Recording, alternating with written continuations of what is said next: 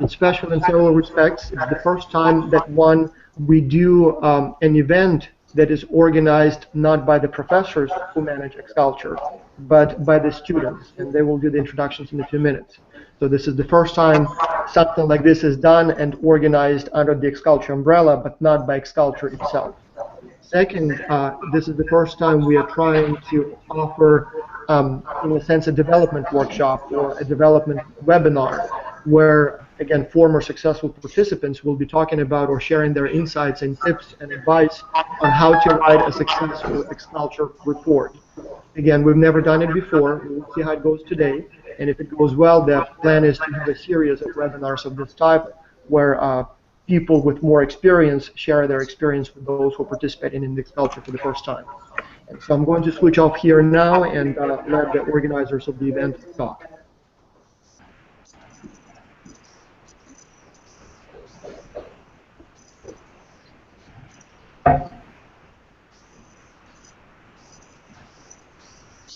Tim, are you ready? Yeah. So welcome everybody. Claudia, before we start, can you turn up your mic? There was an echo going on, and I see your screen instead of the screen of Facile. You can change it.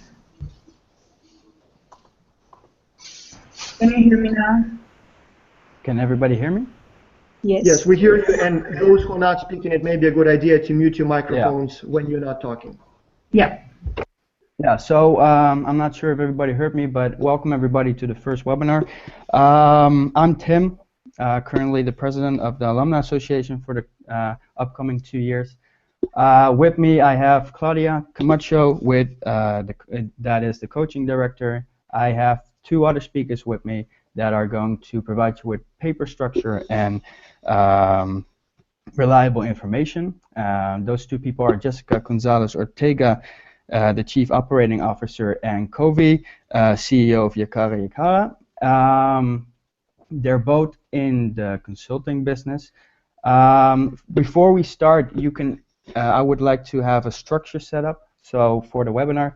So if you have any questions, you can put them in the chat right in the Google Air, or you can put them on the YouTube channel. We have a moderator that will check those questions, and we will answer them if we have time for it as the speakers. Otherwise, the moderator will answer your questions. If any questions are unanswered or there are of a more specific matter, you can send them to an email address. Claudia will provide you with this email address in the group chat and on the YouTube channel. So just wait for that. I will quickly give the word to Claudia to introduce herself as the coaching director, as this is her program, and then I will continue on the introduction. Oh, I hear that there is no video. That is correct. My webcam, unfortunately, is not working with me right now. So I will try to fix this while Claudia is introducing herself. And if it's not working, then I'm really sorry for this. Then in the next webinar, you will be able to see me. But yeah, Claudia will give her first introduction, and then I will talk about the rest. Okay. Well, my name is Claudia Camacho. I'm the coaching director.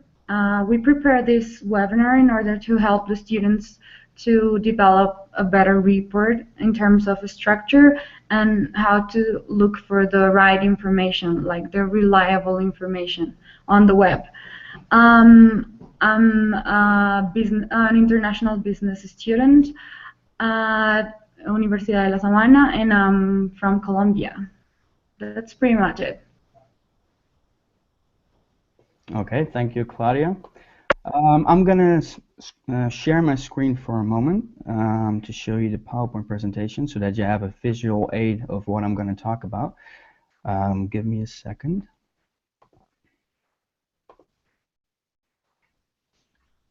Okay, my screen should be shared right now. Then we're going over to the PowerPoint presentation. Okay, so I'm not sure if everybody can see, so tell me if you can see it, because now I only see the PowerPoint presentation. Is Yeah, I can everybody see able it. to see it? Yeah? Yeah, everything works. Okay, great. Then I will just start from here. Okay, so what we're trying to give you here is basically you have the generic version of a paper structure in the case manual of your chosen organization. That's the generic version. You will get that version, how the structure is laid out with an introduction, executive summary, table of contents. Those particular things, those are generic marketing paper structure objectives. So many of you students probably already have a sort of sense how to structure a paper, and this might be just a refreshing course. But there are a few tips that we're going to give you along the way. And basically what you have to get is that the generic version is only the beginning, and we will give you some examples from our experiences to make it more outstanding, to make an impression on the organization, to make your ideas stand out. So let's get into it. So paper structure, as I told you, we're going to talk about paper structure. I will quickly address the title page. It's not an important part of the paper structuring. However, in my opinion, it will give you some influence on the organization, and I will tell you in short why in a minute. Then we will talk shortly about the comparison between executive summary and introduction. I will briefly, really briefly, talk about the table of contents, and then I will give the word to Kofi. He will talk about the body and the milestones that you have to provide into the weekly surveys, how to manage that, how to practically structure that, and then in the end we will have a conclusion and recommendations on how you find reliable sources, and that is the most important part. So paper structure is something that comes with writing your report. However, the references and the reliable sources that back up your story, those are the most important things that organizations look at, and I will briefly also talk about that, because that is what's lacking in most of the reports. So let's start with the first one, paper structure, the title page. I said it, I would briefly touch upon it.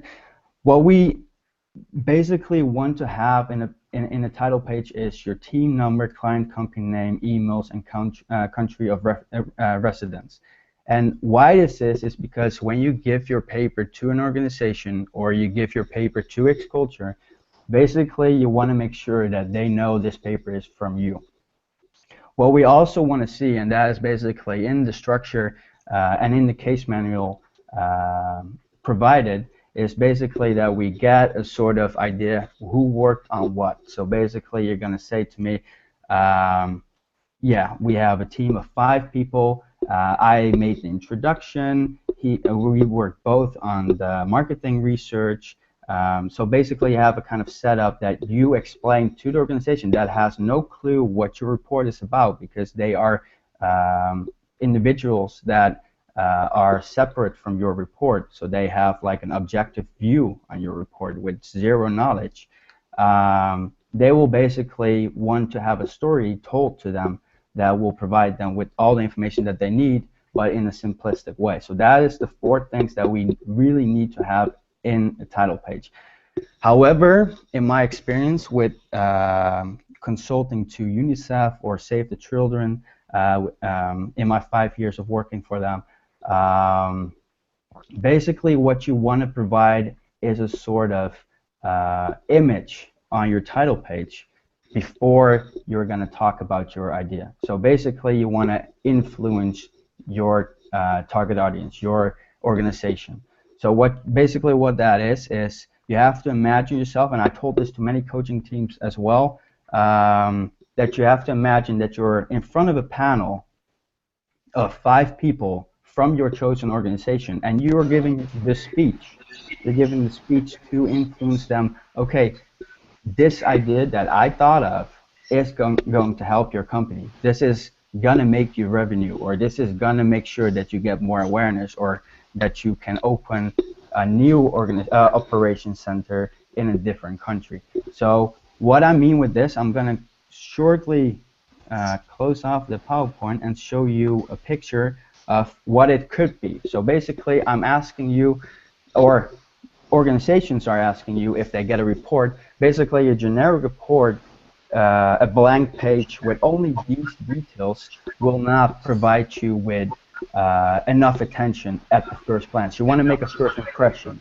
So basically if like I'm a marketing director right now at my consulting company, and basically what I want to see is something unique, something that is catching my eye when I'm reading it. So if it's just a blank page with the details provided, I will just throw it on the pile of other documents.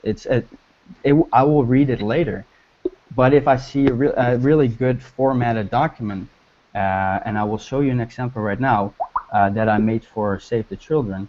Here you can find a paper, a front page paper for Save the Children, because they wanted to expand to Italy, or rather they wanted to increase their awareness in Italy by partnering up with coffee production companies. So what I did to give them a full image of my idea is basically give them a catching line, give them the basic ideas what I had to provide them with, like title, like the name, the organization, how I did it, a short introduction, and then I added a picture that I transformed into something that has to do with coffee production companies. So basically you have two ideas in one. You have the picture of Save the Children that wants to help more children to get a better life, and now you also have the image of coffee combined in that image. So basically you're giving them half of your story already, and that is the most important thing. You want to catch their attention. So I will quickly go to the PowerPoint again. So make sure that you're not limited by the title page or how it should be. Try to be unique, try to be daring, and try to convince your story to your organization. Okay, so I will make a comparison, because you can see the executive summary right here, and you see the 5 questions that are being asked, and that is normal for every executive summary, like who will read it, your organization, what is the report about, my idea. So basically these are the 5 questions that will help you create a better executive summary. But what most reports are lacking with the executive summary is that they are mixing it up with the introduction. So I will quickly give you the introduction. Introduction is to provide a background. So basically the difference between executive summary and introduction, what you really should understand is that the executive summary gives a short brief for your executive director or for the organization that you are giving the report to. If I'm reading a report, I want to read in the executive summary every single detail or every single summary that you can give me about your report. So basically, I'm not going to spit through the marketing research. If you can give me a concise statement of what the results are, or how you did it, or what the methods were that you made it reliable, that I can actually use this, that it's feasible or valid, then those things come in the executive summary. The executive summary is basically how can I instantly, with one piece of paper, influence or convince my organization that my idea is the best idea that is on this staple of papers. So make sure that the executive summary is been written last, because basically you need all information to write this part. However, make sure that it's catchy. Tell a story. Don't be afraid to be a little bit lengthy, but be concise. So basically give me details, give me numbers, give me what you want to convey, and what is making your case really strong here.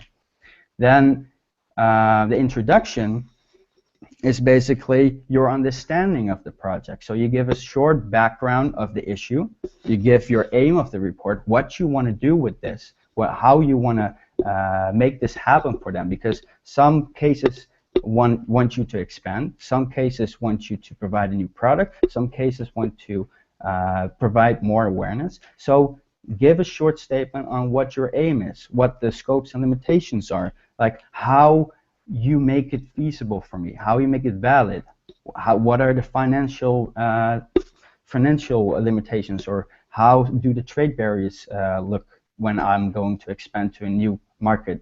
So make sure that the introduction is more an understanding of how well you see the project, and with that understanding, how you are going to convince me to make this happen. So the introduction is a different piece than the executive summary. It's more an explanation and an understanding of how the report should look like for you, and how you are going to convince me with a clear methodology, with a clear reference structure combined with that. So you have to convince the organization.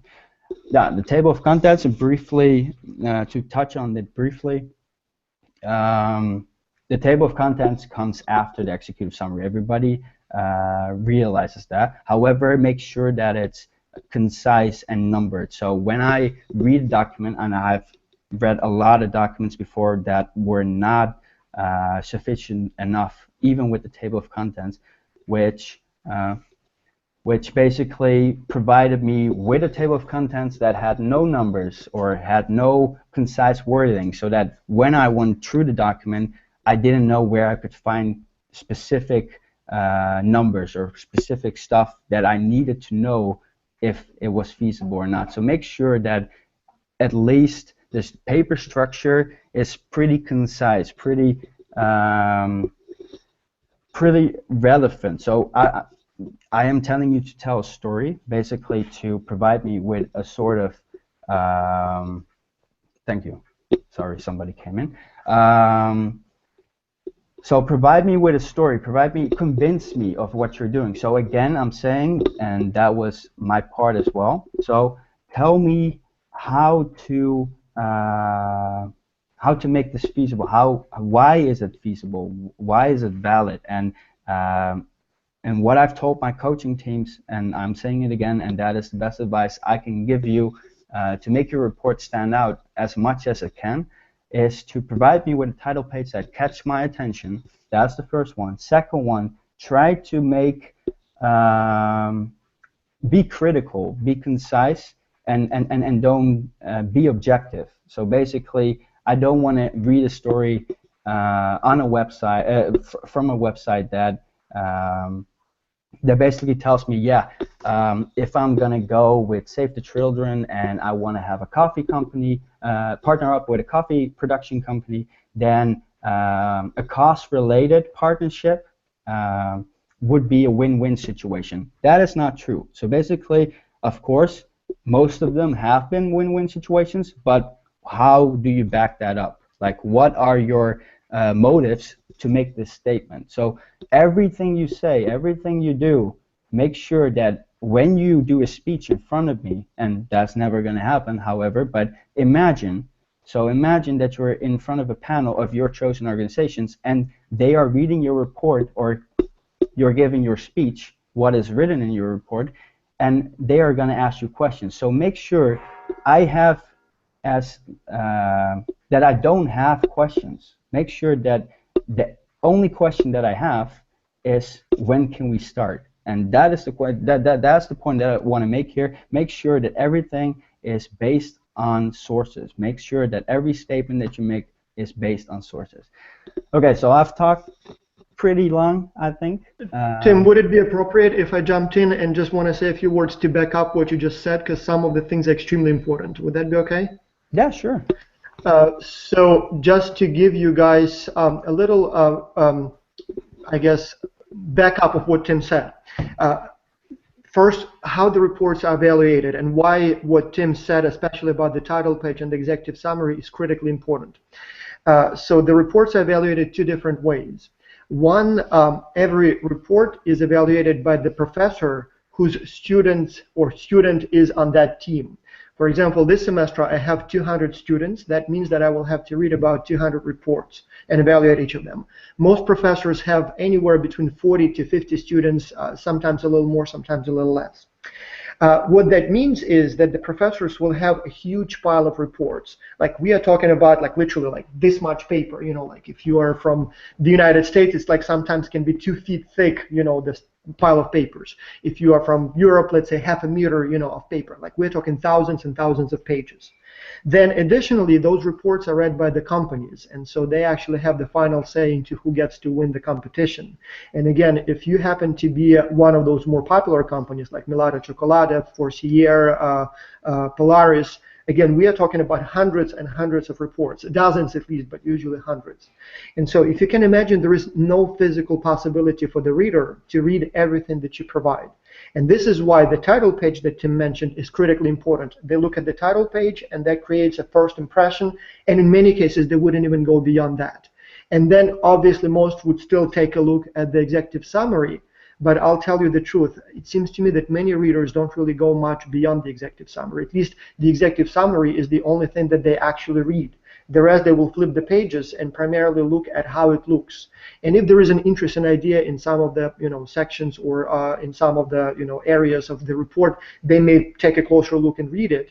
But again, nobody's going to read every single page. Therefore, it's extremely important that your title page is what we call an eye candy, so it looks appealing, like that sample that Tim showed you with that coffee and the child. That's a very, very good idea to design it that way. You still want to put the names of the team members who did what, because sometimes professors want to know who did what, but it's a good idea to put nice, clean picture on the title page.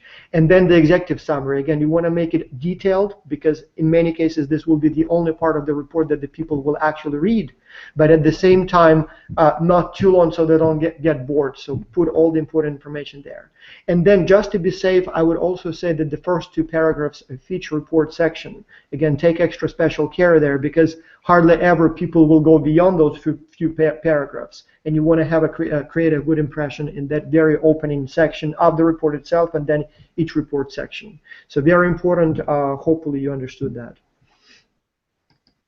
Yeah, so I agree with that. So basically, it's really important to make your cover page and executive summary stand out, and that's why I addressed the fact that many reports don't have, they mix the introduction and the executive summary all together, and that's the problem that most reports have, in many reports that I read as well. So make sure that the executive summary is a really detailed, concise, but with numbers and whatever you can provide us to convince the company, that is really important. That is the main factor that will make your project stand out. So as I said, be unique, be different, be bold, to make a different impression with your cover page, with your executive summary, and then everything else, then your executive summary will follow. According to the PowerPoint, I will give the word to Kofi. He will talk about the body. He will talk about the milestones that you have to do in the weekly surveys and how you can structure that, what should be in it, how you can convince the organization to look at your idea further than the executive summary. So make sure you listen pretty well, because this is the most important information. I'll just give you a short introduction how to make your cover page and your executive summary, but what is in your body, if your executive summary and cover page is decent or more than decent, then they will look further. So make sure that you listen, so that with this experience as CEO of a consulting company, you'll be able to improve your body as well, to make your points. As in your body, the most sources, the most APA style referencing will be there, and this is the way to convince an organization to take on your idea and yeah, basically listen to your speech. So I would like to give the word to Kofi. I'm not sure if he's ready.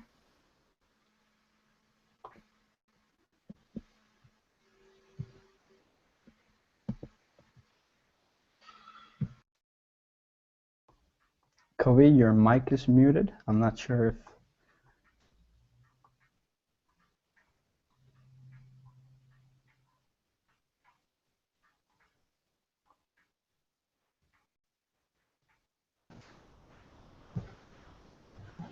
Claudia, do you know where Kofi is?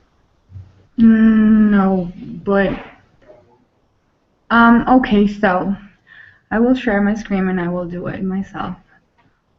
Okay, if you need any help, just let me know. Then I will just provide my opinion about it. Okay. Give me 1 second. Oh. Can you see my screen? Yeah, I can see your screen. Now I can see myself.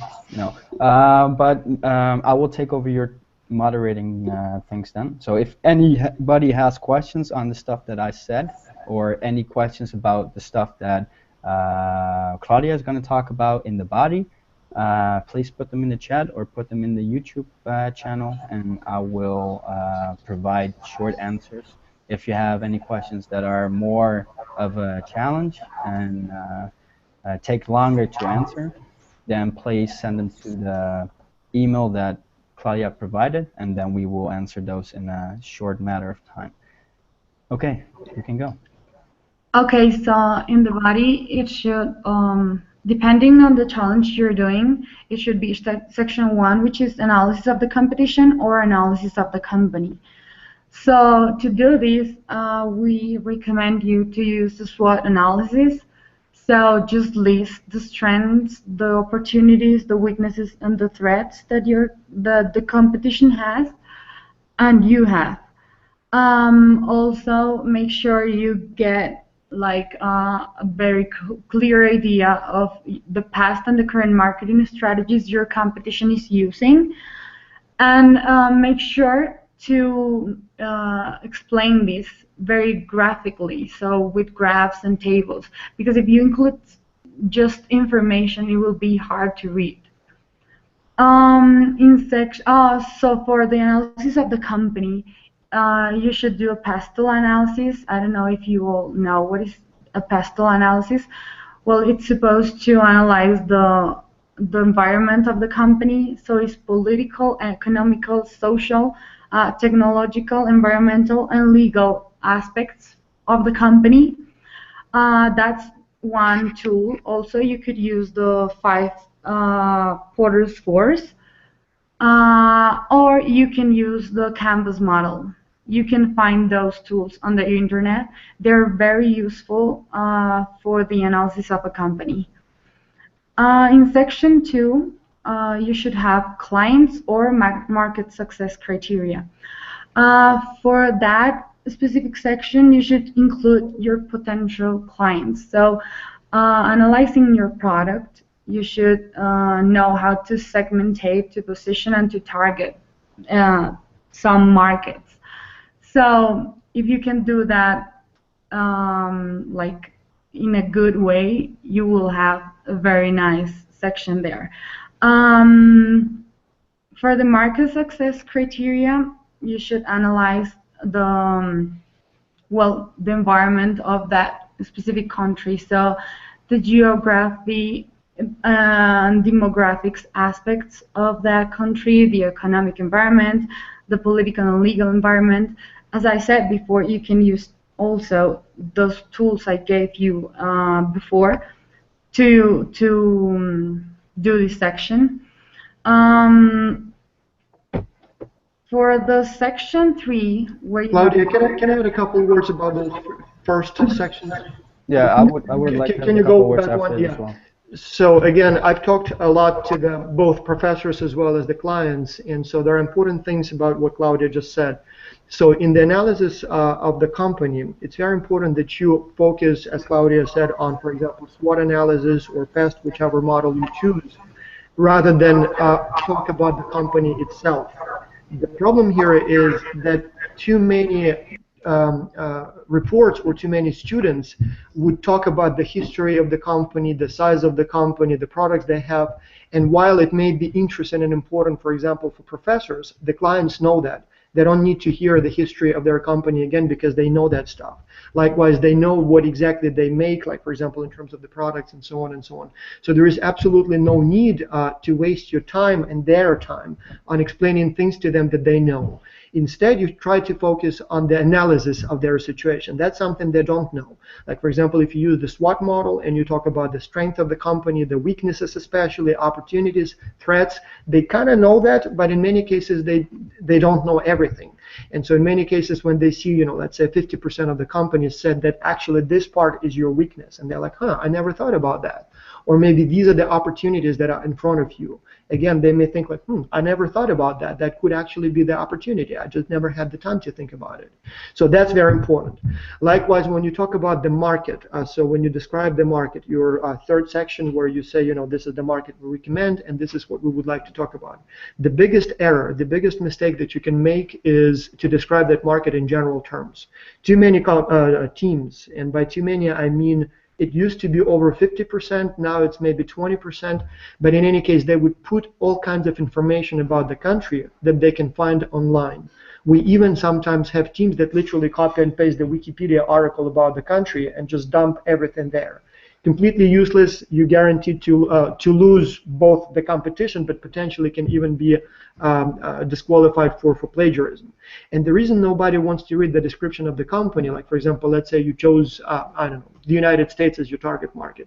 There is absolutely no need to say, you know, the United States uses English as the official language and there are multiple racial groups and stuff like that. Everybody knows that. That's not interesting. That's not useful. Everybody knows that. Moreover, nobody has the time to read it yet again. What you should focus on is what's specifically important for your specific product. So I wouldn't talk about anything unless it's specifically relevant to the specific product that you have. Like for example, let's say you chose InnoSpark as your client, right? And let's say you chose the United States as the target market. The only things that I would be talking about when I describe the United States would be the education system. And I would say something that, you know, schools, for example, have relatively large budgets for equipment, and so while InnoSpark stables are relatively expensive, but the schools have enough money to buy that stuff. So things like that, things that the company may not know right away. I wouldn't waste time talking about, you know, the United States is a democracy and they have a president and they have a parliament. Everybody knows that. You may say that it's a politically stable country and you shouldn't worry about, you know, some sort of revolution today, 2 years down the road, but even that is kind of known. So drop everything that is not directly relevant to this particular client and focus only on the things that after each paragraph the client will say, oh, I didn't know that. That actually does make sense. I need to pay attention to that. So that's something that I just wanted to add. I'm out again. Yeah, I also wanted to add something really short so that I can give the word back to Claudia. Basically, as a company, I wouldn't want to see too much about myself, about the organization, as Vasil already mentioned. However, a short introduction, I can understand the fact that X-Culture is integrated into your normal course. So basically, your professor, as Vasil mentioned, would prefer to have a little bit of background on the company that you are doing a research proposal for. However, make sure that that information is really short, really concise, and really up to the details of how you're going to present your idea. Because basically, with the marketing research and the body that Claudia talked about in the first 2 sections, I would like to see an analysis of my competition. So basically, if I'm going to expand to somewhere, or you're going to give me an expansion plan, then I want to see how that is feasible. So again, I'm coming back to the validity and the feasibility of your proposal. And that is what I said is so important in the body, but also in the executive summary, that you need to convince me. And with every statement that you make, this is how to do it. So in the body, if you're gonna convince me, you have to show me research. You have to show. I don't want to see too much statements, or you don't want to give too much text. What is the saying? Like, a picture is more worth than 1,000 words. So basically, I want to see graphs. I want to see tables. I want to see something that I can use. That I can say, okay, I'm gonna read through the executive summary. Okay, I like the idea. I want to see how the body looks. I want to see what the numbers are. Is it feasible? Do I get a return? Is it do I receive any profit? And then with those graphs, with those SWOT analysis, pastel analysis, or whatever analysis or model that you're using, or any market success criteria, those sections need to be really concise and to the point. So it's good to tell a story. It's good to convince us with your speech. But remember, the speech is your idea to convey a message to me when you're in front of a panel, and you have to convey that speech into a written report. So basically, what I'm trying to say here is you have your story in your head, how you want to convince me, but try to back it up in your report with as much graphs, tables, or models that you can find or use that you know of from your university courses, so that you can convince me with actual facts. Because when you're making a report or when you're trying to convince your executive director, it all comes down to the facts. How is it feasible? So I just wanted to make a short mention about that, so that you know the importance of how to structure your report with graphs and stuff like that. And seriously, as Basile already mentioned, a full page or copying from Wikipedia is not gonna convince us in the least. So make sure that that doesn't happen.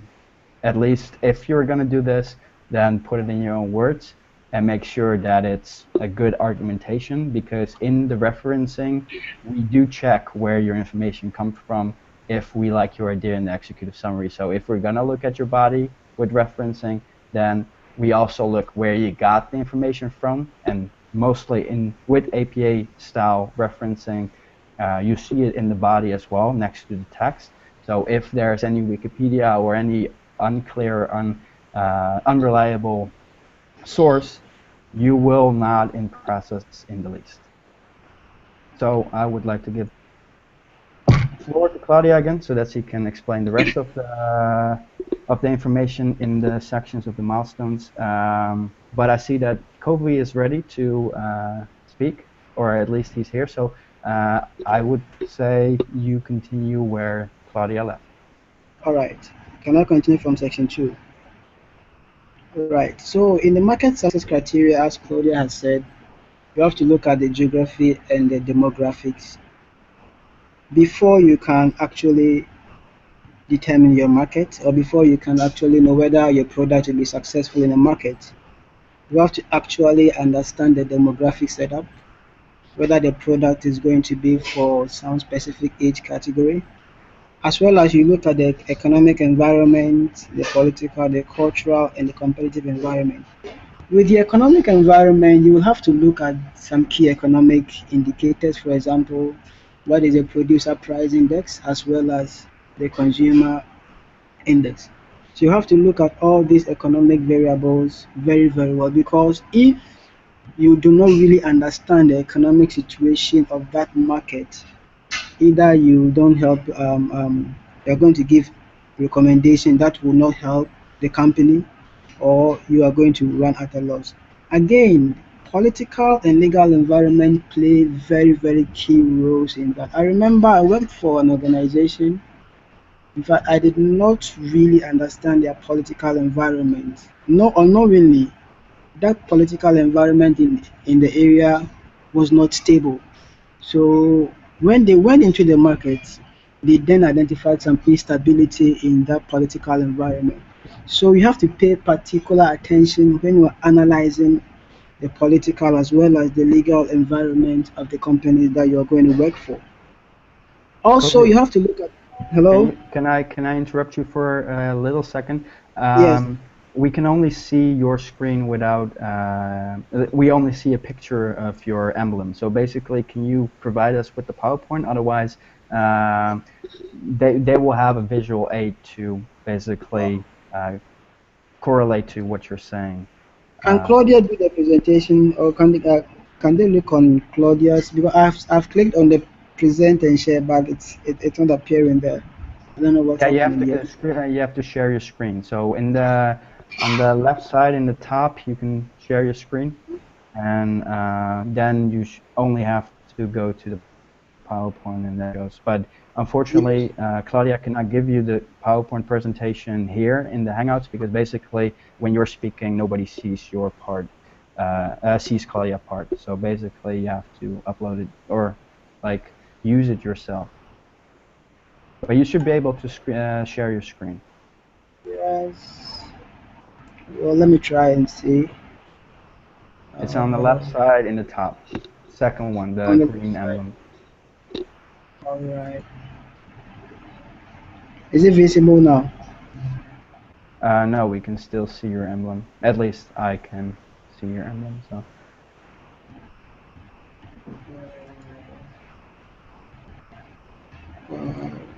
Let me see. Hold on, please. Do you see it now? No, I can't see it. Okay, can you look at my screen for a second? Then I will show you where to find it. Okay. So Okay. this is the screen that everybody sees. So they see your emblem. Okay. Oh. And this emblem here. So on the left top side, where I'm with my mouse, that is the screen share button. So basically, share your screen there, do it full size, and then go to the PowerPoint where you have it. I have it here in the link that Claudia provided me, and then you can just click here on present from the beginning, and then it will give you a full-size PowerPoint presentation, and everybody can see it. So make sure that you click on this button here, and then we could start. It should not take more than a minute. Right.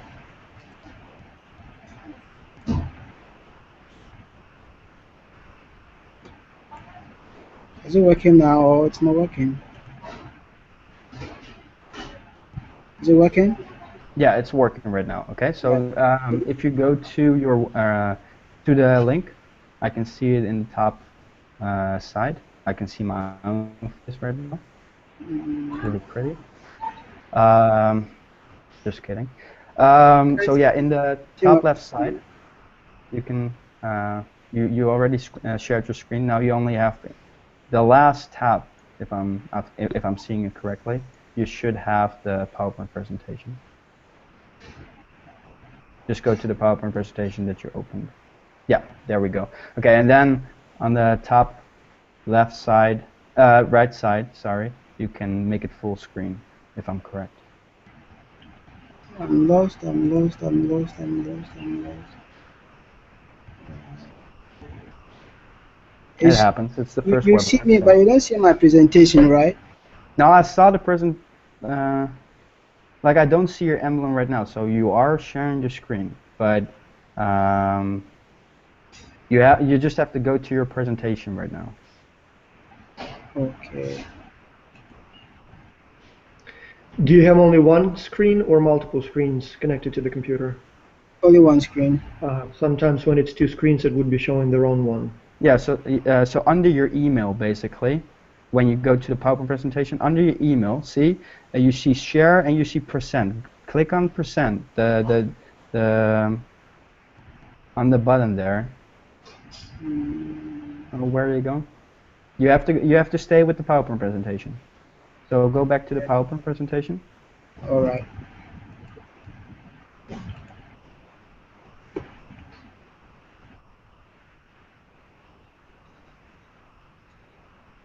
Is it visible now? Let me see. It's not, it's not, it's not, it's not. No, I can still see my screen. So no, you have to go to the PowerPoint presentation. So you have a tab open, right? You have a tab open where the PowerPoint presentation is. Yes. Yeah. Okay. So go there. Go to the PowerPoint presentation. Click on that tab, and then next to share on the top left, top right corner, you should have a section where it says present. No, not there, not there. Go to the tab first. Go to the PowerPoint presentation first. It's the last one, the last tab.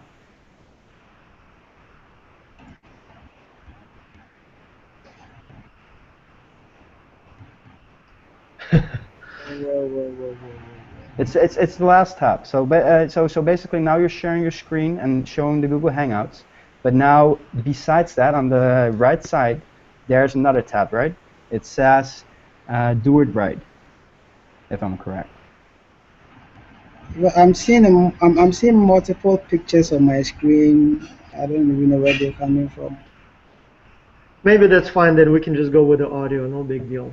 Yeah, okay. Yeah. So if anybody, then we're gonna do it like this. If anybody has any questions about the speech that Kobe is gonna give you about the structuring of the body, please give us any questions you might have in the chat or in the YouTube channel. Um, and if you would like, we can we will definitely share the slides after. So if you would like to have the slides, give us an email to the coachingculture.org that Claudia provided in the group chat, and then we will provide you with the slides as well. Okay? For the market success criteria, you should analyze the, well,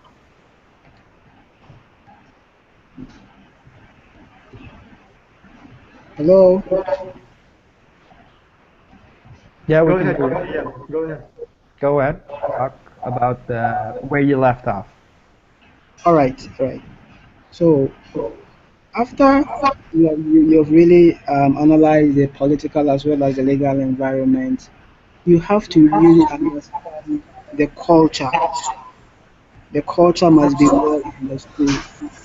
You have to look. You can use the Hofstede model in understanding the culture of that market that you are looking at. So all this should guide you. You have to ascertain them critically in order to determine whether the market will be successful or not. Because if you're working for a company and you do not identify or ascertain your success criteria and you give out recommendations, in the long run, you might think that you have done a great job, but when you give it to them and you add your recommendations, in the long run, it's going to affect them negatively. And you, as a consultant or you, as an individual who did the work, you have to pay for that in the long run.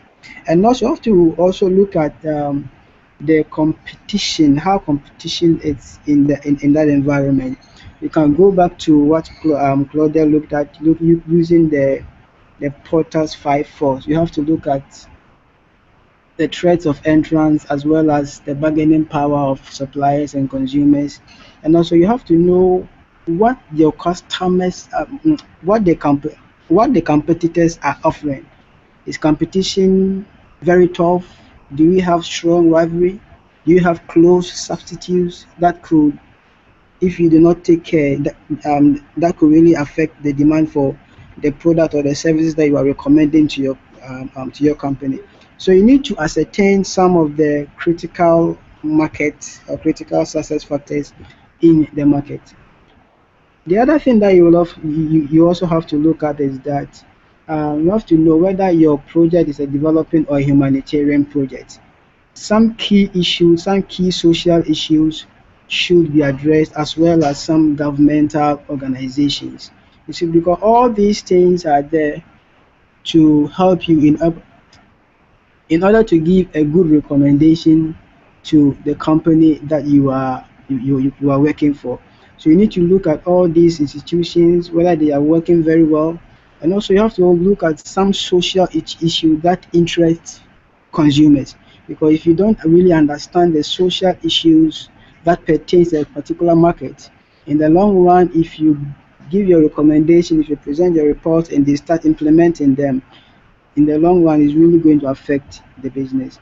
And also, you have to look at critically look at how the segmented markets are, how you can actually analyze markets very well and you select it. You see, not every market is good for your product because as a consultant or as an organization who is working for someone, your recommendation on the market is very critical because if you don't give your if you don't really identify the market for your company, it means in the long run they are going to make a loss or something else. So you need to select a few markets as well as comparing them, and also you have to know whether the entry mode that you are going to do that you are going to recommend is going to suit the company's products or the company's services. As well as with the entry mode, you also have to look at the pros and the cons of those entry modes because some may be cheaper, some may be expensive, and you also have to look at all those things. So all these things must be analyzed critically, of course, with graphs, charts, and tables, because people sometimes like to read, but others do not have enough time to read a lot. So you have to give a very good graphical presentation of the project that you are undertaking. Also, with moving on, you have to also look at in selecting your entry modes as well as the distribution, you have to do comparative analysis to assess the pros and cons of the various entry modes as well as the distribution channels of the entry mode. You have to look at these critical questions. Why are you selecting this entry mode? Or you need to evaluate the um, um, how end users can buy them, because if you don't have a good distribution channel and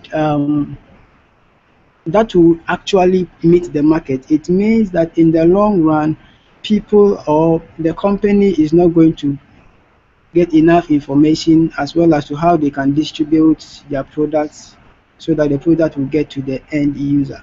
So you need to do a critical analysis of every entry mode that you are adapting in the research, whether it's going to be licensing, whether it's going to be franchising, whether it's going to be joint venture. You need to understand them very, very well. You need to ascertain all the strengths and weaknesses of those entry modes as well as the distribution channels. Because if you don't do that very well, it's really going to affect sales as well as profitability. And also, in selecting the entry modes as well as the distribution channels, there are some natural partners that you can also look at, because in some markets, some people or some organizations are ready to support with the distribution. So you need to analyze all the distribution channels very, very well. More importantly, you have to talk about the operating cost analysis. You need to discuss thoroughly the economic cost as well as the legal and political environment. You see, cost is not only in terms of finances. You have to look at all other costs that will pertain to entering a market. And also, after doing this cost analysis, this would guide you in order to set very good pricing for the products or the services that you are taking to the market. So it's very, very good to ascertain all pricing strategies, because if you don't really understand, probably, for example, the elasticity of demand or the demand for the product, and you try to enter the market with high price or with low price, in the long run, if the price is some way higher than is some way high, it really affects the demand for the product. So in selecting the price, in embarking on a pricing strategy, you have to look at the price which best suits the market. Of course, you have to know that the price shouldn't be a price that will be costly to the organization. So you need to ascertain the unit cost of your products as well as how they can really afford the product. Also, with regards to marketing the product, you need to also look at some channels that people can get the product. You have to look at the places, or as you have to look at how the product can be communicated to the target market. Because if you don't know, if you don't ascertain all these factors, for example, if you want to promote a product, you have to look at how social media is being used in that community. You have to look at how people watch television. You have to look at the extent to which people listen to radio, as well as both the print and other media things. So you need to communicate, you need to demonstrate how the product is going to be communicated to the people, how you are going to communicate, how you are going to advertise the product to the target customers. Also, with the body of the with the work, you have to also consider staffing. You need to determine the staffing strategy that you are going to use. Are you going to use local staff, or you're going to export staff to a place? So in making this, in becoming successful in doing this, you have to create a database that will present data on all your staffing requirements, and also you need to look at the legal and cultural environment, because if you don't really ascertain the legal environment regarding to recruitment, in the long run you may import somebody, or you may export somebody to work at a market where that person will not actually have the license to work. Because recently, some people in Ghana, where I'm working, did not have working permits, but they were working for an international organization. So they had to be arrested, they had to be charged, they had to be deported back to their countries. So you need to consider all these staffing strategies that you are going to employ in order to make your work a success. Again, another section that you have to look at it very, very well is how you can fund this project. You need to present number of funding strategies, and also compare them, as well as looking at how feasible each of them would be, and also develop a step-by-step guide that will help the company in generating funds to support the project. So you need to look at it very, very well. So I think you will also, in your report, look at other suggestions, which may include other markets that they can expand to, or how they can improve sorry, how they can improve their pricing, as well as how they can improve on their distributing of the products or the services. So you have to look at all this very, very well. And I believe that if you do critical analysis of the market very, very well, you don't have to leave anything. You have to look at it from the political perspective, economic perspective, the cultural perspective, and a whole lot. Sometimes in my profession as a consultant, sometimes I look at the peace index. Sometimes if I'm recommending for my clients, I need to ascertain how the country is peaceful. So all these factors must be put in place so that you will not present a recommendation that will in the long run affect the success of your client's business. So I will end my presentation here. If you have any question, you can ask, If and I then we may, can discuss. I add a few Thank you words very much. to what you said here, Kofi? Because again, you made a few very important and interesting remarks. One, it's a very good idea, just like Kofi said, to compare different viable options. For example, when you look at the entry mode, right? Let's say your company, let's take the most popular one, Polaris, for example, this semester. A good report will say that you guys should go, for example, with franchising, and this is why. The best report will actually have several viable options compared. It will say something like this. It will say, for a company like Polaris, expanding, let's say, into Kazakhstan, you have several viable entry mode options. You can go with, for example, wholly owned subsidiaries. You can go with franchising, or maybe you can go with exporting. And then you spend half a page, maybe even less, per each of the modes explaining the pros and cons. You can say, for example, if you choose the wholly owned subsidiary option, it will give you the most control, which is a good thing, but then it will give you the greatest cost, because you will have to, take care of all the operating cost of all the rent or building if you want to build one on your own and stuff like that. So, and then also it will give you the least flexibility, for example, because if you decided to close that subsidiary at some point, you will have to sell the assets, lay off the personnel, and so that's very costly. Then with franchising, and this is again pros and cons of franchising, and then perhaps exporting. So you just say a few words, like one paragraph, but that gives the client some sort of a perspective, and then based on that comparison, you say, looking at these three viable options, we believe that, for example, franchising is the best one. It gives you enough control, but at the same time, the maximum flexibility and the lowest risk, or something like that. At some point, we even had a few discussions with instructors about that. Like, for example, Peter Menguson, one of our old-time professors, he was even insisting that for each of the report sections, we insist or demand or require that the students first generate a list of viable options and only then make the recommendation. This semester we don't make that mandatory unless, for example, I believe only for the country we ask you to give us a few countries as examples and then select the best one. But again, it's always a good idea to look at those viable options, and so that will please the client and give him or her the context. But also for you, it will allow you to better understand what's going on and make a better recommendation. So that's one.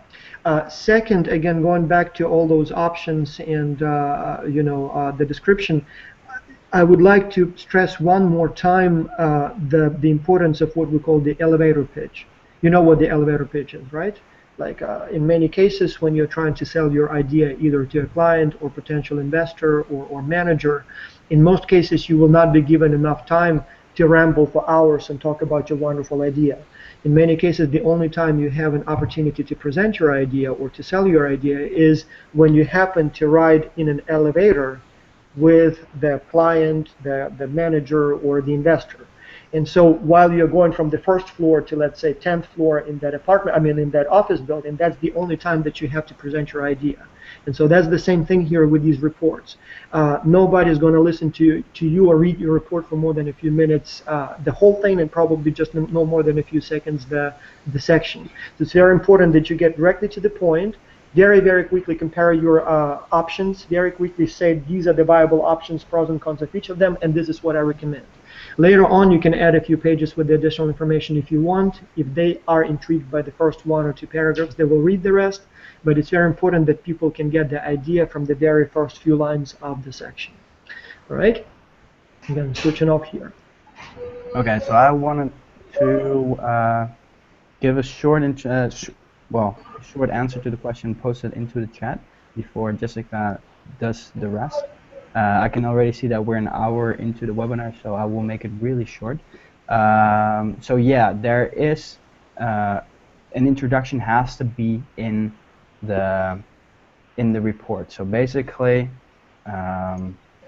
although it's not in the case manual, because I just read here that there is a case manual of a company that doesn't show that there are any requirements of an introduction or table of contents. So if you the basic structure has a table of contents and an introduction into it.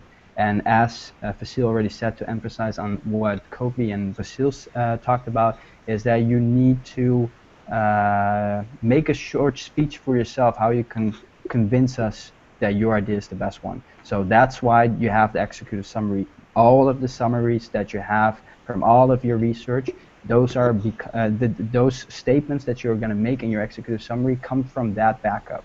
So basically, if you are in an elevator or if you are walking for 5 minutes, it's probably going to be less that you're going to talk with somebody of importance that can take on your idea. Then the executive summary is all the information you need if you want to convince somebody, if it's well written or if it's a good speech. So make sure that the executive summary and introduction, table of contents is in there, because those three documents already will provide you with a really good paper structure, and the rest will follow from that. So basically make sure that you have those three pieces. And at the same time, to talk a little bit about, I probably everybody could see the slides from my screen. I'm not sure how it was with the YouTube channel, but to quickly summarize is that all the sections that you have to do in the milestones are there for a reason. So basically it's not tedious work that you have to do in order to pass and get the certificate or pass your course. It's basically set up as a structure to help you define the problem, help you solve the problem, help you convince the organization that you chose. So basically, once you talk about the analysis of your organization, and you talk about market success criteria, those are the first step that you do in your research to back up the things that you're going to say in your entry mode. So basically, you have to link all that information to each section. So what we would like to see, and as Vasil already said, you have to be concise in every section. However, you can have some more pages elaborating on your idea after the concise statement. However, make sure that every single piece aligns or is linked to each other, that it makes it coherent, because that is what we're lacking in most reports. That, as you can see, the research is stating this, but the understanding of the research, because you can have research, you can search, the search for research is made so easily nowadays that you can have 100 different sources within an hour. However, the understanding of the sources, how you are understanding how to implement it to your idea, that is the difference between good reports and outstanding reports. Because if I see a report and it says, yeah, you have to go to China because gaming, or you have to go to America because gaming is totally hyped there, then I'm going to ask you, if you're going to give me a speech with your executive summary, why is this? Why did you find something in your research that makes me want to go to that place to get me more profit for my product? So make sure that everything is linked. Okay, that's just the simple thing that I wanted to add to this conversation. And then, if I may add to that, just like Tim said, so what some teams do, in fact, it seems to me that many teams divide the workload by the section. So let's say we have a team of 5 people. They agree that, Tim, you will work on the pricing, I will work on the entry mode, Jessica will work on, I don't know, whatever the other sections, marketing section, and so on and so on. And what happens in many cases, each report is developed, or each section is developed independently, and then just copy and paste it into one document. And so as a result, you will not have the linkages between the sections. So you would, for example, talk about the political and legal and economic environment in the market description section, but then there is absolutely no reference to that analysis in your marketing section. And that's bad. So in that case, it's little value. So it just 5 separate or 7 separate report sections. The good reports would always make those cross references. They would always say our marketing strategy is based on these specific characteristics of the market. Remember, in section 2 we talked about market characteristics. So for example, when we told you that the culture is based on, let's say, this religion and this kind of values and stuff like that, now we want to take that into account when developing the marketing strategy. And this is why, for example, in the message we will emphasize the collective part, because it's a collectivist culture, so we're going to emphasize the social, the relationship, not the individuality, and so on and so on. So it's very important that all those sections are related among themselves, not just separate stories that have little to do with one another. Yeah, and it's also been a question to many of my teams that I'm coaching at the moment. How can I divide the roles between my team so that there's more engagement? Because 2 people are working really proactively and 3 others that are in our team are not doing that much. So basically, what I always advise them to do is, first of all, communication is really important, but dividing the roles, dividing the work that you do is something that is ill-advised. I would not advise you to do this. I would actually give you more communication advice, how you could solve the problem in that direction, but I would never say or advise to divide the work, because then you are not up to date with how the structure has been put in, how the research went, because basically as a team, first of all, you get more diversity, and that is what you need when you're coming up with an innovative idea to propose to an organization. So that's first. That is really important. And then after that, everybody has to be up to date. If you're going to write a piece, if I'm going to divide the work for myself, then most of the time I will not know the whole project. So basically what that means is that if somebody does the research, I still don't have a clue how to write my piece about the entry mode. And I can read the piece that my fellow student made in the past time. However, at the same time, I'm only reading his comments. So I'm not reading the research that he did. I'm reading his comments on the research. I'm reading his story. So that doesn't make me eligible to actually come up with an entry mode based on that information. So when you make a project, make sure that you always figure it out on a communication level, because you're collaborating. That is the whole setup in a virtual team. And make sure that everybody knows every single section. So basically, combine the work that you do. And You can divide the work. That is optional. You can divide the work each section. So basically, if you're working together on one section, you can say, okay, you work on this, you work on that, you work on this on the market success criteria, and then eventually we put it all together and we min-max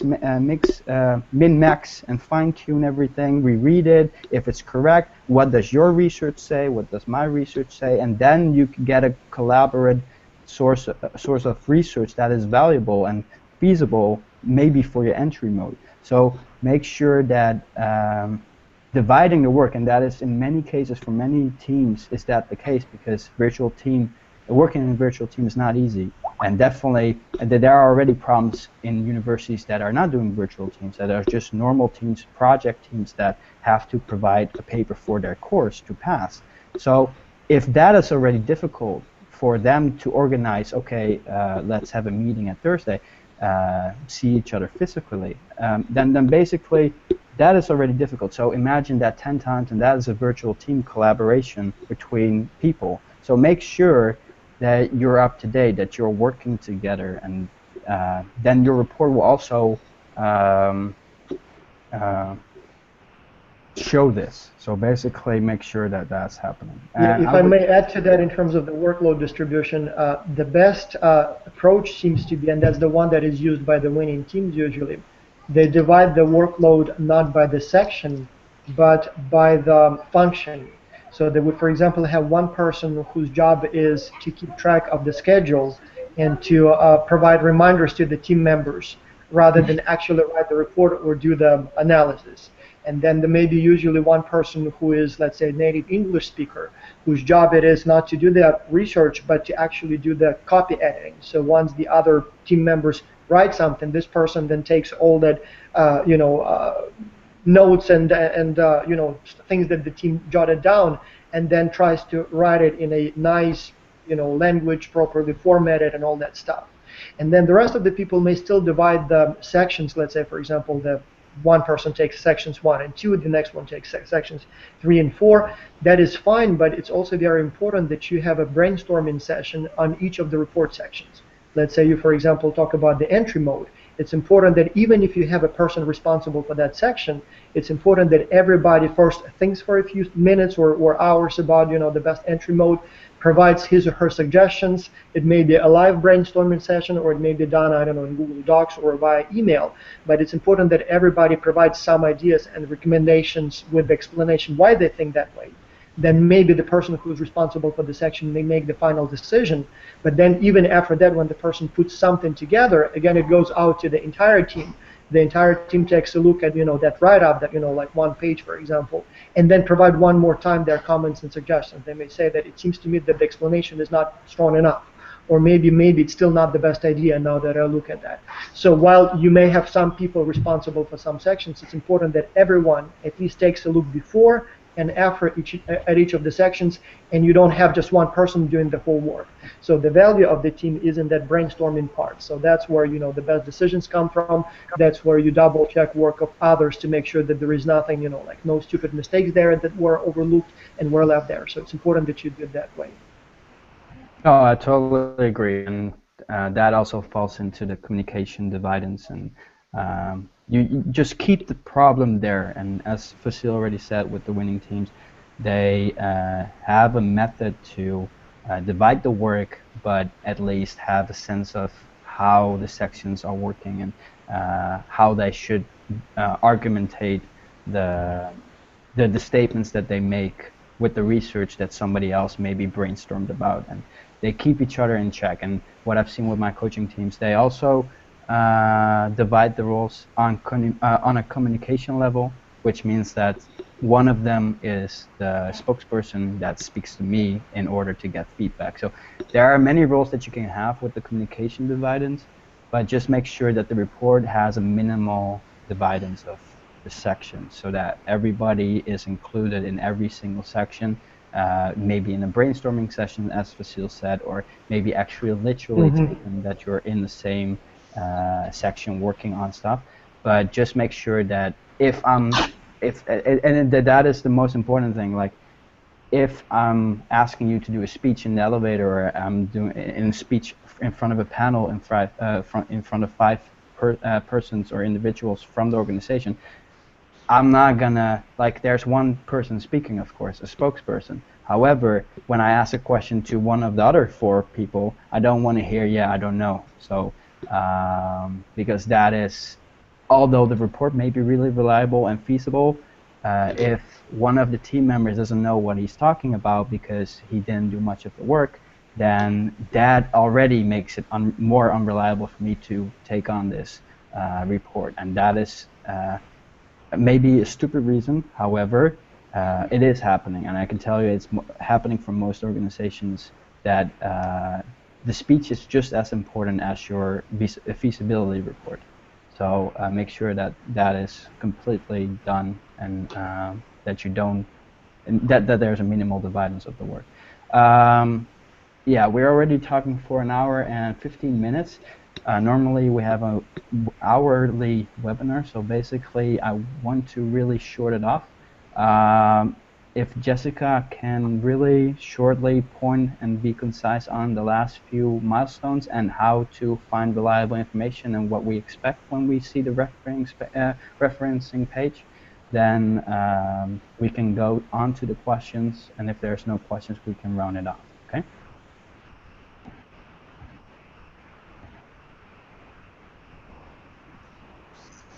Well, guys, hello everybody. Well, actually, I think almost everything is said. So about the section 7 is used to find like the best ocean Jessica, plan. sorry, I'm interrupting, but your mic is It's no, it's not working perfectly. However, if you could also show the slides. yeah, I'm on it. Let me Okay. wait.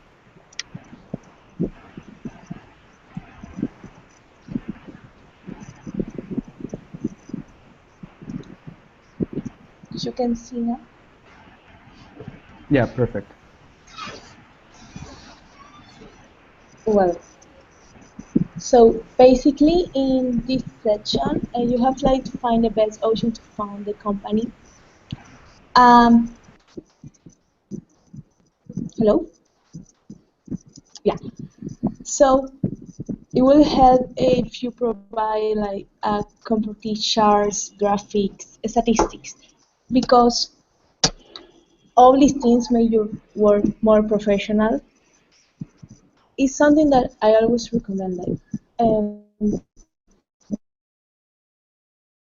as basis or information that all the reviewers or the company ones already know. So we also give you some options in the general guide, but you are still available to propose new ones. Um, like charts, graph, maps, all these tools help the reviewers to better understand what are your strong points or arguments, or what are you focused on, what is the analysis, or what are you writing. Even that a dynamic document will be something more professional. Also, you have to think like as a member of the company. So if the company grow up, you will do it with them. This kind of thought will help you to analyze better each situation, or in this case, is how to choose the best option to obtain new funds for the expansion of your company. So, like the idea is like may develop some like the steps by steps you have or the company have to go in order um, to get that funds. So remember to use the use of the citations because they are very important. You are taking information that already exists. So that's why we always tell you about write your own analysis, your own recommendations, your own point of views, because that's what really matters. Like the analysis you give us about all this project.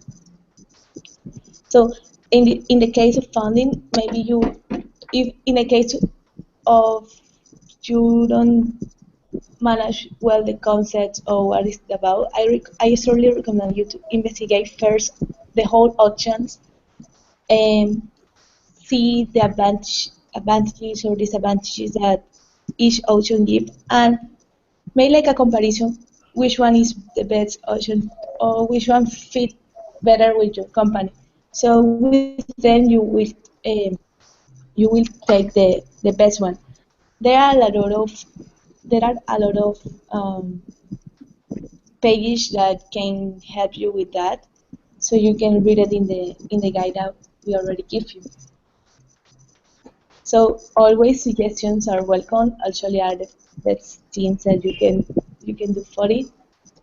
Um, well, for the conclusion, you don't have to repeat everything that you already write before. So you have to try to be really brief, coherent, like doing in write in an order that you already in the work in your paper, and it's no time to add new information. Yeah, you only have to mention like the things that you do, and present or evaluate possible solutions for the problems or for the issue that you found during the development of the work. In the case of the recommendations, is it's almost the same. Yeah, you have to recommend the company new actions to take, or what kind of things or action the company have to do to develop all the ideas that you already said before. You don't have to write unnecessary information like theories or things that, as I mentioned, are completely unnecessary.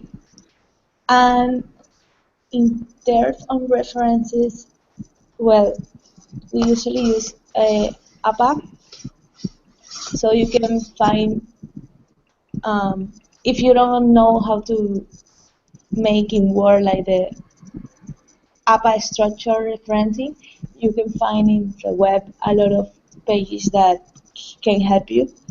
Please don't forget it, because you are not creating new information, you are taking information from other people that already work on it. So it can be um, plagiarism, so it's not the idea. That's why I always say, everybody say like, you can read all the information that you can find, but it's very important to write your own words, your own analysis, your own opinions. So I think, well, about the reliable information, please use like real pages, web pages like Google Academics, paper like from students or from professors, but don't use like normal sites like Wikipedia or blogs, because you don't know that they are they don't have information that you maybe can trust. So I think that's all. Now the question and answers, right? Can I guys provide one more comment, if I may? Would that be okay? Yeah, sure. Please. So if I had, because in 2 weeks, in 3 weeks, I will have to read about 200 reports out of 700 or so. And so if I had my, like superpowers, and if I could, influence you, the people who are writing the report, so that you write them in a way that will be easy for me to read and enjoy, this is what I would do. I would create a very clean title page, possibly with a picture. I would have an executive summary created in a bullet list format. So rather than one page of text, I would actually have one page of bullet points. And I would not even have them as finished sentences. I would have them as the key important things, so that it's short, but at the same time in a bullet list format, so it's easy for me to see where one idea stops and the next one starts. Ideally, the executive summary will have all the important points from the report, so that by reading that one page, I can understand everything that is in the report. And this way, if I will see something interesting, I will go further into the report and read the details. But at the same time, I will have a good idea about the report without having to do that just by reading that one page. In the company section, I would focus on the analysis and not on the company itself. I would still provide maybe a little overview so that the professors know what the company is, though you know that they read the challenge instructions, so they know already a lot about the company. But I would focus on the analysis part. So I would focus on things that the company owner may not necessarily know. So not so much on the history and products, but more on threats, opportunities, weaknesses, strength, things that may not be obvious right away. In the market section, the very, very important thing is that every word that you say in the market description section is then referenced in the subsequent sections. So anything that you put in the market description section will be later mentioned in, for example, marketing or entry mode or staffing or pricing section. You will always be saying, as we analyzed in our market description section, those things are important, and this is why I recommend this. So this section should be connected to everything that is in the subsequent sections. In the entry mode, pricing, marketing, funding, all those sections, I would actually have first a bullet list of the key points that will be in that section, like one little paragraph with maybe 4 or 5 bullet points. That is like a small executive summary of the section. And again, the reason for that is because when I will be reading the report, I will not have the time to read all those many pages. I want to see from the first paragraph right away what are the main recommendations of the section are, and if I like them, I will then read the rest. And if I don't like them, or if I understand them right away, I will skip the section altogether. So I would add that little, like a small executive summary for each of the sections. Also, for these sections, I would probably, if possible, have a little comparison of 2, maybe 3 most viable options, so that the client gets a background, kind of the context, and then understands where your recommendations come from. In the pricing section, I would include references to your research. So, like for example, if you recommend that this product should cost $100, I would explain why by, for example, saying, well, there are 5 main competitors, and this is how much they charge, and this is why we recommend that you charge this much. Or perhaps you have some calculations of the, transportation cost, production cost, and stuff like that. So that will explain to the client why you recommend, let's say, $100 for the product instead of $150. In the marketing section, this is probably the most important section. I would focus on the specific details. I would definitely have a kind of step-by-step guide as to how that marketing ad or promotion can be executed, because your clients, they don't know much about that market. So for example, if you recommend that the product will be advertised, let's say, through social media, I would say you can advertise through Facebook. This is how you place an ad in the Facebook. This is the number that you have to call, or the web page link that you have to use in order to place that ad. This is how much it will cost you. For example, let's say $200 to reach an audience of so much. These are the categories of the audience that you will be able to choose. And when you place an ad on Facebook, you have like you can choose the age and the countries where people are. I would actually give that list of the things.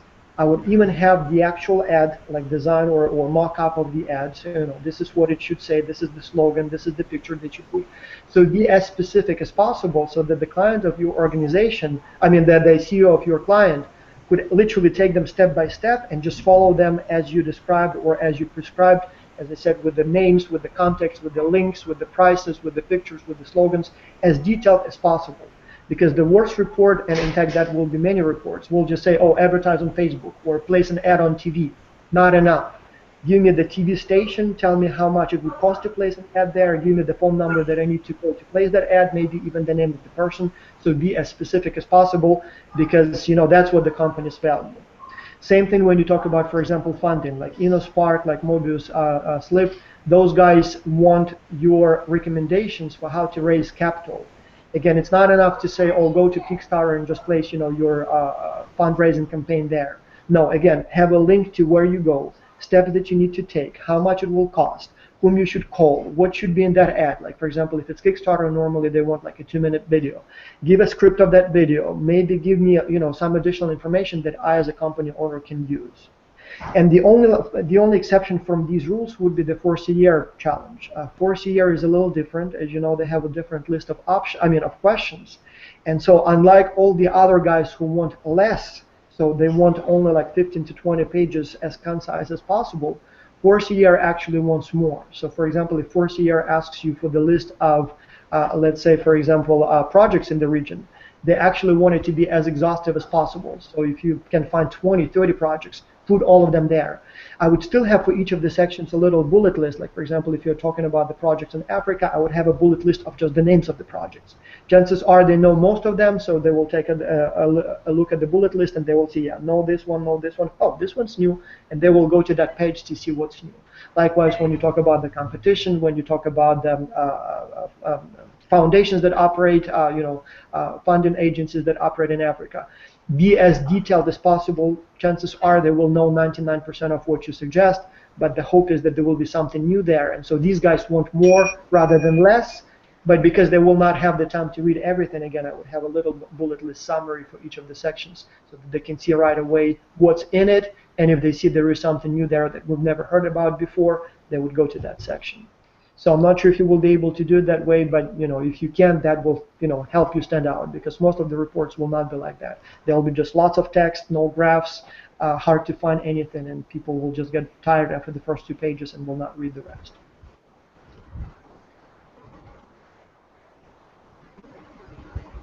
I couldn't agree more. Thanks for the summarization of the summary for the whole section that Jessica just explained.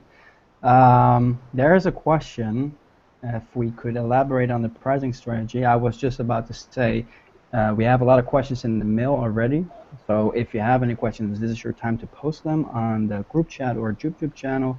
However, you can also send them to the email and give us a little bit more time to give you more information instead of a concise answer to your question.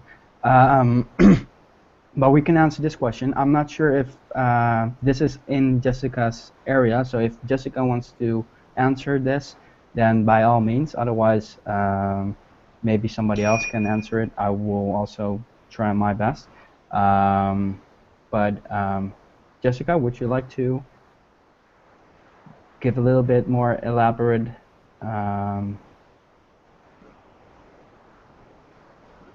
yeah, just in case you can send it to the email address. I will just give you a short information on the pricing. So actually there was a question yesterday in the email about the pricing strategy, and this went about how could they price the product to the needs of the market. So basically they said, should we have a fixed price? Should we already have should we just make up our own pricing of the product?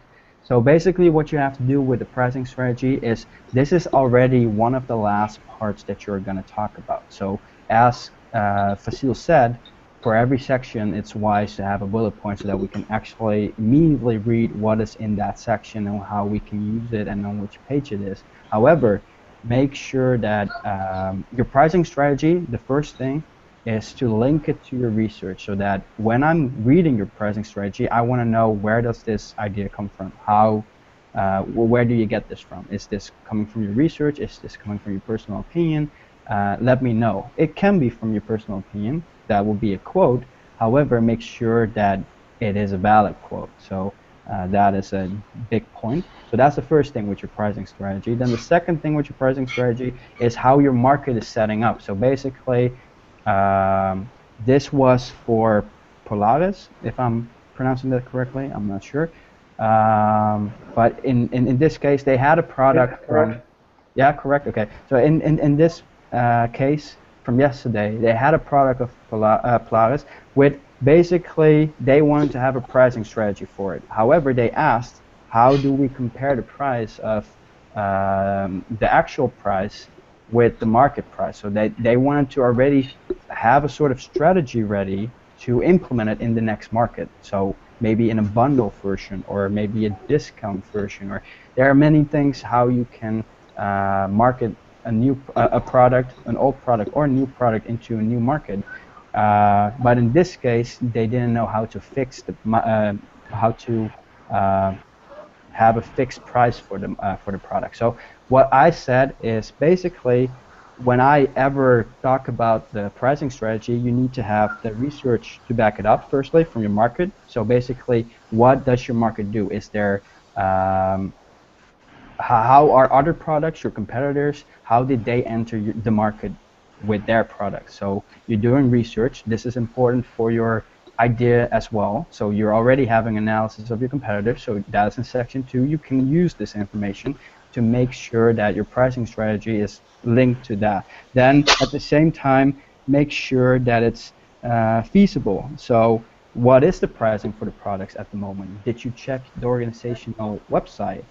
I mean, for Polaris, I immediately, when I answered the question, I just in 5 minutes looked up the website, even less, and already got a whole list of all the pricing for all their products. So basically, when you look at it and you want to devise a new marketing strategy to enter a new market, make sure that your pricing strategy is based on that knowledge. So, for example, a product from Polaris would cost 2,000 euros. Make sure, and this is just a small example, but make sure that your marketing strategy, like if you would say we're doing a discount. Oh, sorry, I haven't.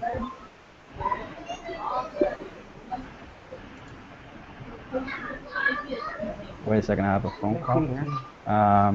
But anyway, so make sure. Wait a second.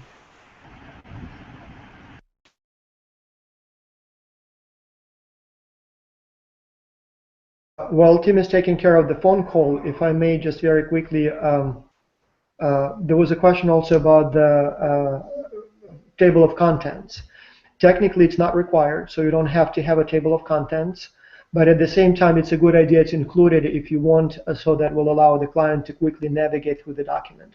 But it's not required, so if you don't want to include it, it's not part of the report structure. Yeah, so I already answered that question there. I would prefer as an organization to have a table of contents because that would make it easier for me, just like what Vasil said with the sections, having a bullet list.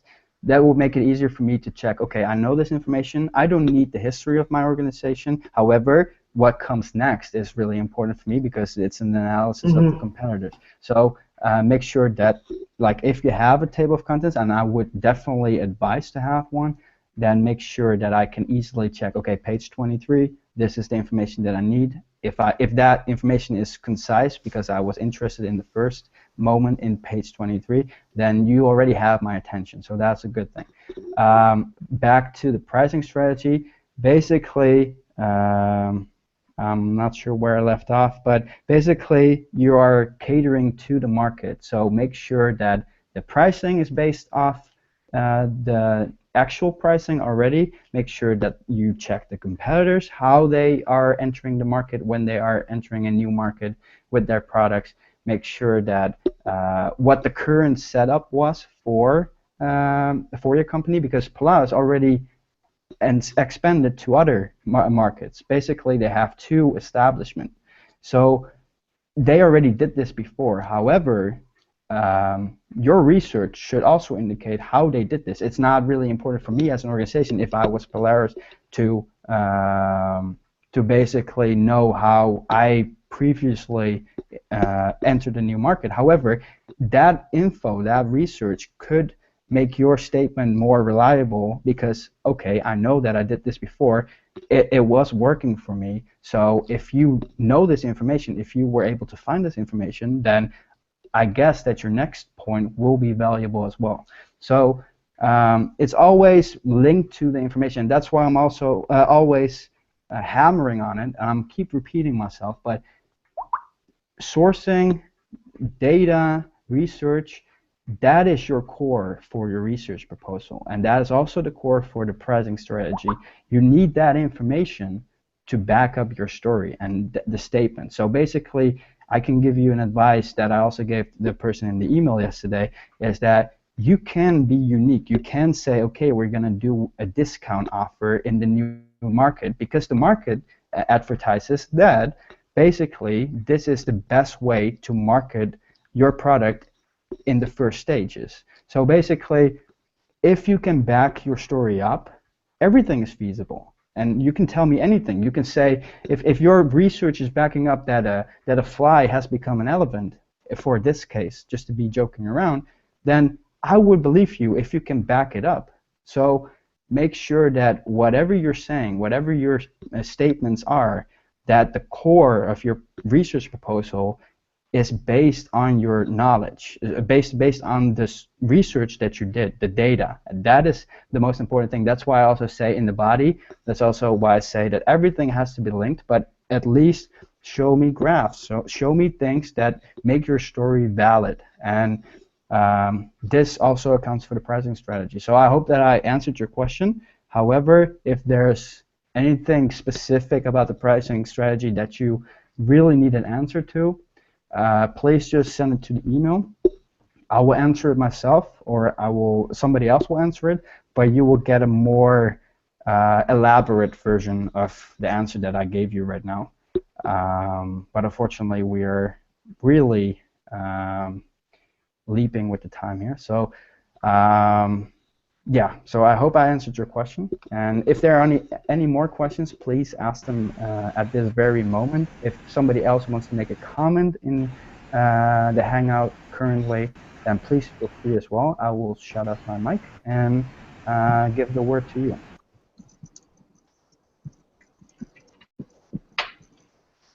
Well, I have something to add about the pricing. Maybe I create like some questions that may help the guys at the moment to choose the right price. So questions like, what is included in the price that you are giving to the product or service that your company is offering? Is necessary for the consumer like pay or obtain a membership or something like that in the case of the company needed. So you have to take into account also how it's going to be the payment method. And you have to take into account the currency difference in the case you are having a country with a different currency. And do you have a second option strategies to present the price?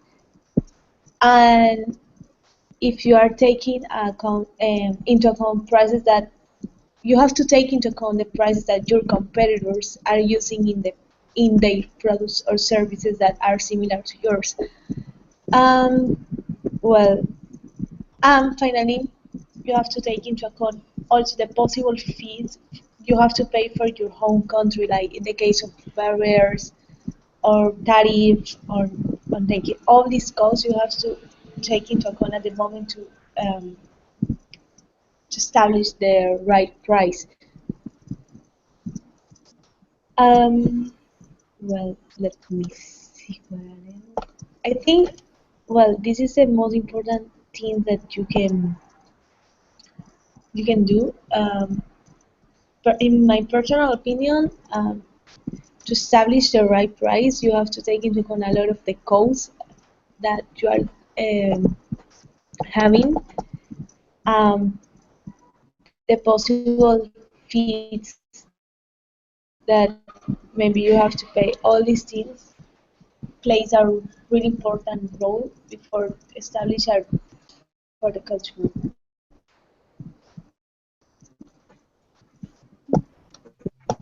Yeah, I would.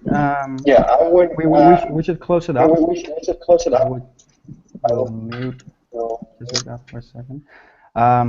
Yeah, I would close it up right now with the questions. Just one remark that I want to make, because Jessica made a few valid points, is when you're talking about the pricing strategy, make sure that you have an outline for me for the next 3 years. So basically what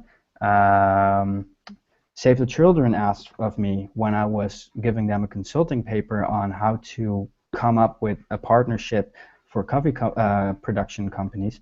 Basically what they asked me is like a 5-year plan, how their revenue would be like. So basically on a few variables, like how would the cost for the marketing strategy be, how How would the cost for advertising for advertising be? So basically, keep everything in check. So just like every other section that you're linking to your research, also the pricing strategy has to give me a sort of has to give me information how valuable this whole idea to me is. So basically, give me an outline. Most companies, most organizations don't even read the whole pricing strategy based on the story that you're telling them, although it's based on research.